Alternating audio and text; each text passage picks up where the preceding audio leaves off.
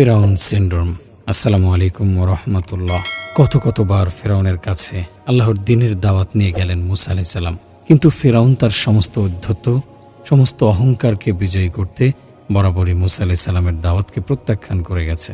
তা করেই সে ক্ষান্ত হয়নি বনী ইসরাইল, যারা মূসা আলাইহিস সালামের রবকে বিশ্বাস করত এবং তার আনুগত্য করত, তাদের উপর হেন কোনো নির্যাতন নেই যা ফিরাউন করেনি।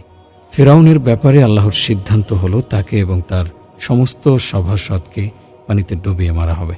আল্লাহর একত্ববাদকে বারংবার অস্বীকার, আল্লাহর নবীকে লাঞ্ছিত করা, আল্লাহর একান্ত অনুগত বান্দাদের অত্যাচার নির্যাতন করা, এসবের দুনিয়াবি বদলা হিসেবে তাকে সমুদ্রের অতলে তলিয়ে দেয়া হবে।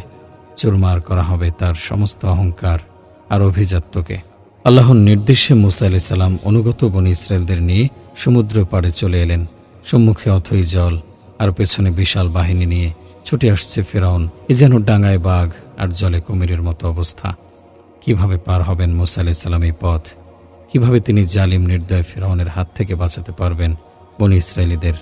ভাবনার এমন দোলাচলে তাকে পথ বাতলালেন স্বয়ং আল্লাহ সুবহানাহু ওয়া তাআলা। মূসা আলাইহিস সালামকে তিনি বললেন, হাতে থাকা লাঠিটা দিয়ে পানিতে আঘাত করুন। ঠিক তাই করলেন মূসা আলাইহিস সালাম। আল্লাহর নির্দেশ লাভের সাথে সাথে নিজের হাতে থাকা লাঠিটা দিয়ে আঘাত করলেন সমুদ্রের বুকে। আল্লাহর কি অপার মহিমা! আকস্মাৎ সমুদ্রের বুক ফুঁড়ে দৃশ্যমান হয়ে উঠল কতগুলো রাস্তা। সুবহানাল্লাহ! মূসা আলাইহিস সালামের ঈমান তখন কোথায় গিয়ে ঠেকল ভাবতে পারেন? সমুদ্রের বুকে মূসা আলাইহিস সালাম এবং তার শিষ্যদের জন্য পথ তৈরি করে দিয়েছেন মহান রব। একটু আগেও যেখানে অথই জলের ধারা ছিল, সেখানে এখন হেঁটে পার হয়ে যাওয়ার মতো শুষ্ক নিরুপদ্রব পথের আবির্ভাব। আল্লাহর প্রতি কৃতজ্ঞতা জানিয়ে মূসা আলাইহিস সালাম সেই পথগুলো ধরে এগোতে লাগলেন। পেছনে ধেয়ে আসছে প্রতাপশালী জালিম ফিরাউন। খুব সুন্দর মতোই পথগুলো ধরে সমুদ্রের অন্য পাড়ে চলে এলেন মূসা আলাইহিস সালাম এবং তার বাহিনী। খানিক বাদে ফিরাউন বাহিনীও সমুদ্রের পাড়ে চলে এলো। সমুদ্রের পাড়ে এসে ফিরাউন দেখল, আহা, সমুদ্রের বুকে কি সুন্দর রাস্তা! কি জানি, সে হয়তো তখন মূসা আলাইহিস সালামকে খানিকটা বোকাও ভেবে থাকতে পারে। সে হয়তো ভেবেছে, কি বোকা এই লোকটা!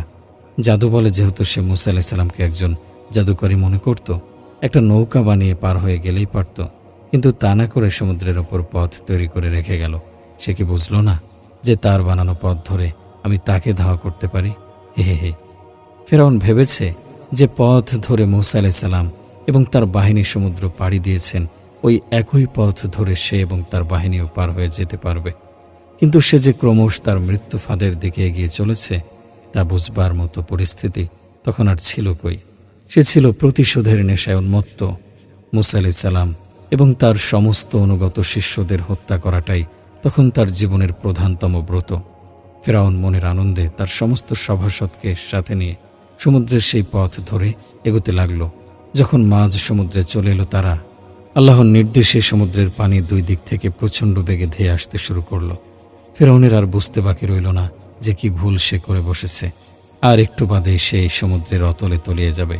নিশ্চিহ্ন হবে তার সমস্ত অভিজাত্য, দুমড়ে মুচড়ে পড়বে তার সমস্ত অহংকার। ডুবন্ত মানুষ খড়কুটো ধরে হলেও বাঁচতে চায়। বেঁচে থাকার তাগিদে শেষ চেষ্টাটুকু অন্তত করে মানুষ। ফিরাউনও তার ব্যতিক্রম ছিল না। সে বুঝে গেছে, এতদিন যাকে সে অস্বীকার করেছে, সেই মূসার রব ছাড়া আজকে আর তার কোনো উদ্ধারকারী নেই, আর নেই কোনো পরিত্রাণকারী। কেবল তিনিই পারেন আজকের এই মহাবিপদ থেকে তাকে বাঁচাতে। সেদিন ওই মুহূর্তে ডুবে যাওয়ার খানিকটা আগে সর্বশেষ চেষ্টা হিসেবে ফিরাউন আহাজারি করে যা বলেছে তা সূরা ইউনূসে উল্লেখ করেছেন আল্লাহ সুবহানাহু ওয়া তাআলা। সমুদ্রের পানিতে তলিয়ে যাওয়ার একটু আগে সে বলতে শুরু করেছে, আমানতু আন্নাহু লা ইলাহা ইল্লাল্লাযী আমানাত বিহি বানু ইসরাঈলা ওয়া আনা মিনাল মুসলিমিন। আমি ঈমান আনছি যে তিনি ছাড়া আর সত্যিকারের কোনো মাবুদ নেই, যার প্রতি বনী ইসরায়েলেরা ঈমান এনেছে, আর আমি আত্মসমর্পণকারীদের অন্তর্ভুক্ত। ফিরাউন ভেবেছে ঈমান এনেছি বললেই তার এই বিপদ কেটে যাবে, মাফ হয়ে যাবে তার এতদিনের সকল কুকীর্তি, সকল অনাচার হয়তো মাফ হতো, তবে তা যদি সে অন্তর থেকে বলতো আর বিশ্বাস করত। কিন্তু তার শেষ আহাজারের দিকে খেয়াল করুন। জীবনের একেবারে অন্তিম মুহূর্ত চলছে তার। একটু পরে বিশাল ঢেউয়ের তলায় হারিয়ে যাবে সে। তার আগে শেষবারের মতো নিজের পাপ স্বীকার করে ক্ষমা চাচ্ছে, তাতেও সে ছাড়তে পারল না অহংকারের খোলস, বের হতে পারল না নিজের আমিত্বের বৃত্ত থেকে। সে ওই আহাজারিতে বলল, আমি ঈমান আনছি তার প্রতি যার প্রতি ঈমান এনেছে বনী ইসরায়েলীরা। আমি আল্লাহর প্রতি ঈমান আনছি, এটুকু বললেই কিন্তু যথেষ্ট হয়ে যায়। কিন্তু সেটা না বলে সে ঘুরিয়ে পেঁচিয়ে বলেছে, আমি ঈমান আনছি তার প্রতি যার প্রতি ঈমান এনেছে বনী ইসরায়েলিরা। সারাটা জীবন সে আল্লাহর বিরুদ্ধাচরণ করেছে। হেন কোনো অন্যায়, অবিচার, অত্যাচার নেই যা সে করেনি। মানুষের জীবনকে দুর্বিষহ করে ছেড়েছে। আল্লাহ সুবহানাহু ওয়া তাআলার নবীকে কষ্ট দিয়েছে, খুন করতে চেয়েছে। এতদূর সত্ত্বেও জীবনের শেষ মুহূর্তে যখন নিজের ভুল থেকে ফিরতে চাইছে, তখনও অহংকারের চাদর গা থেকে ফেলতে পারেনি সে। মুখ দিয়ে আল্লাহ শব্দটা উচ্চারণ করতে ওই সময়েও তার মনে কাজ করছে অহংকার আর ঔদ্ধত্য, যার বিরুদ্ধে গিয়ে কেটেছে জীবন, যাদের সামনে জীবনের সমস্ত শৌর্য বীর্য প্রদর্শন করেছে আজীবন, যে অনুগত দলের সামনে নিজেকে খোদা দাবি করেছে এতদিন, আজ তাদের সকলের সামনে তার নাম উচ্চারণ করে তার কাছে সাহায্যের হাত পাততে বড়ই আত্মসম্মানে আঘাত লাগছে তার। সুতরাং আমি আল্লাহর ওপর ঈমান এনেছি নয়, বরং আমি ঈমান এনেছি তার প্রতি যার প্রতি ঈমান এনেছে বনী ইসরায়েল সম্প্রদায়, বলেই সে দায় মুক্তি পেতে চেয়েছে। অহংকারের একটা সীমা পরিসীমা থাকে, কিন্তু ফেরাউন সেই সীমা পরিসীমাকে ছাড়িয়ে কোনো অসীমে যে চলে গেছে সে নিজেও জানে না। অহংকারের পতন যে অনিবার্য, ফেরাউন তার সবচেয়ে বড় উদাহরণ। এই যে ফেরাউন তার ডুবতে থাকা সভাসদদের সামনেও আল্লাহ শব্দটা মুখে উচ্চারণ করতে পারল না, এর কারণ কি? সে হয়তো ভেবেছে যদি কোনোভাবে সেদিনের সে বিপর্যয়, সে মহা বিপদ থেকে সে বেঁচে যেতে পারে, তাহলে তার সভাসদ ভক্ত অনুসারীদের কাছে তাকে যেন প্রশ্নের সম্মুখীন হতে না হয় যে শব্দের অস্তিত্ব দুনিয়া থেকে নাই করার কাজে গোটা জীবন ব্যয় করেছেন, শেষমেশ সেই শব্দের দ্বারস্থ আপনাকে হতেই হলো। মুদ্রা কথা, ফেরাউন হয়তো ভেবেছিল আল্লাহ শব্দ উচ্চারণ বুঝি তার গ্রহণযোগ্যতা কমিয়ে দিতে পারে তার ভক্ত ও শুভাকাঙ্ক্ষী অনুসারী মহলে। তাই সে বনী ইসরায়েলিরা যার প্রতি ঈমান এনেছে বলতে পেরেছে, কিন্তু আরও সহজে স্পষ্টভাবে আল্লাহর প্রতি ঈমান এনেছি বলতে পারেনি। আজকের সমাজে আমাদের চারপাশেও কতিপয় মানুষ আছেন যারা আল্লাহ শব্দ উচ্চারণ করতে কুণ্ঠাবোধ করেন। তারা ভাবেন কথার মধ্যে বা লেখার মধ্যে আল্লাহ শব্দ ব্যবহার করলে তাদের গ্রহণযোগ্যতা বুঝিয়ে হুমকির মুখে পড়ে যাবে। যে কমিউনিটিতে তারা বিলং করেন বলে মনে করেন, সেখানে বোধহয় তারা ব্রার্থ হয়ে পড়বেন যদি তারা আল্লাহ, কোরআন, নামাজ ইত্যাদি শব্দ বলেন বা লেখায় আনেন। তাদের এই ব্যাধিকে আমি বলি ফেরাউন সিনড্রোম। গ্রহণযোগ্যতা হারানোর ভয় হোক কিংবা অহংকারের বশে ডুবে যাওয়ার আগেও ফেরাউন যেভাবে আল্লাহ শব্দ মুখে আনতে পারেনি, আমাদের সমাজের এই মানুষগুলোরও হয়েছে একই দশা। নিজেদের তথাকথিত গ্রহণযোগ্যতা হারানোর ভয়ে হোক কিংবা অহংকারের বশে তারা আল্লাহ শব্দের বদলে বলেন সৃষ্টিকর্তা, নামাজ শব্দের বদলে বলেন প্রার্থনা, দোয়া না বলে তারা বলেন আশীর্বাদ ইত্যাদি। ফেরাউন তো ডুবে মরেছে তার অহংকার সমেত। আমাদের চারপাশের মানুষগুলোর এই আইডেন্টিটি ক্রাইসিস কিংবা অহংকারের প্রলেপ অথবা গ্রহণযোগ্যতা হারানোর ভয় জীবনের বেলা ফুরিয়ে আসার আগেই যাতে তাদের বোধোদয় হয়, সেই কামনা ব্যক্ত করি। মুসা আলাইহিস সালাম এবং ফেরাউনের এই ঘটনা পরম্পরা কোরআন থেকে পড়তে গিয়ে আরও একটা জায়গায় আমার চোখ আটকালো। সূরা আদ-দুখানের শুরুর দিকে আল্লাহ সুবহানাহু ওয়া তাআলা মুসা আলাইহিস সালামের সমুদ্র পাড়ি দেওয়ার ঘটনা এবং ফেরাউনকে ডুবিয়ে মারার ঘটনা বিবৃত করেছেন। ফেরাউনের হাত থেকে বাঁচতে নিজের অনুসারীদের নিয়ে হিজরত করতে গিয়ে মুসা আলাইহিস সালাম এসে পড়েন এক অকুল সমুদ্রের সামনে।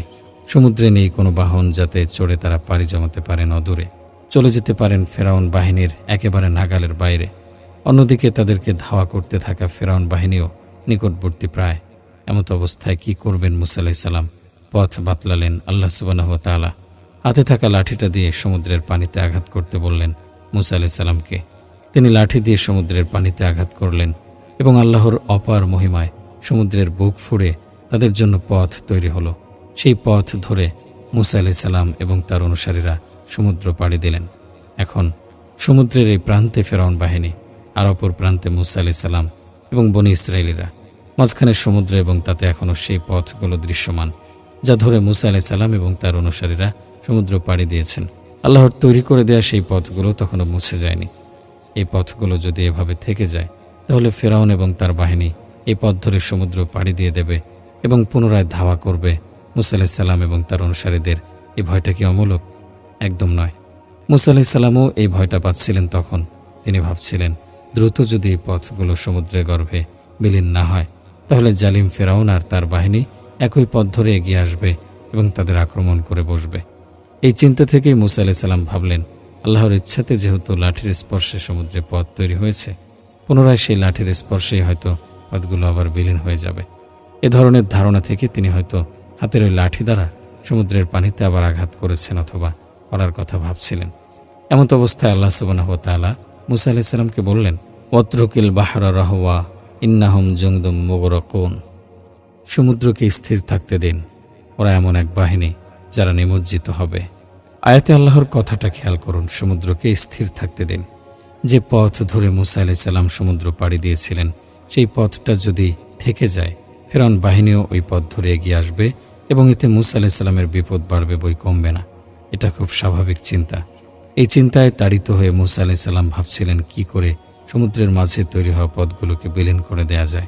কিন্তু আল্লাহ সুবহানাহু ওয়া তাআলা তাকে অভয় দিয়ে বললেন, সমুদ্রের মাঝে তৈরি হওয়া পথের ব্যাপারে আপনার বিচলিত হওয়ার দরকার নেই। সেগুলোর মতোই থাকুক। আর ফিরআউন বাহিনীর ফয়সালাও হয়ে গেছে, তাদেরকে নিশ্চিতভাবেই ডুবিয়ে মারা হবে। মূসা আলাইহিস সালাম চাচ্ছিলেন না ওই পথগুলো ধরে ফিরআউন বাহিনী আগাক, কিন্তু সেই পথগুলো ধরে আগানোর মাঝে যে তাদের জন্য বিপদ লুকিয়ে রাখা হয়েছে তা বুঝতে পারেননি মূসা আলাইহিস সালাম।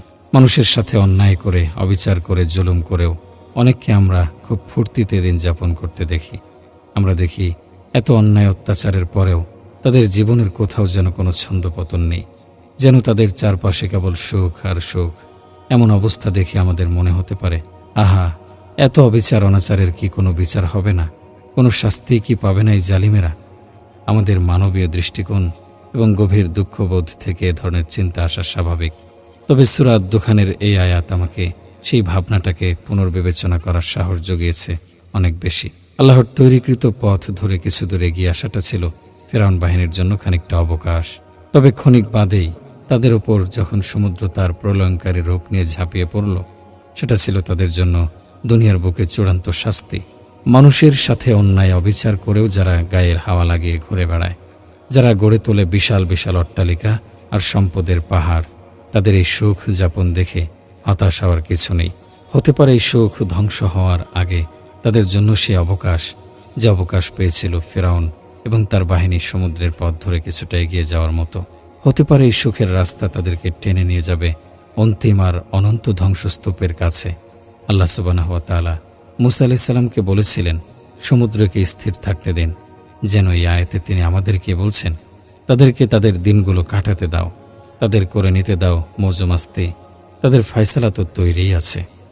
জালিমের কোনো অন্যায় আর অবিচার আল্লাহর কাছে গোপন থাকে না, তাদের ফয়সালা তো আল্লাহর হাতে তৈরিই আছে, কিন্তু তারা তা বুঝতে পারে না।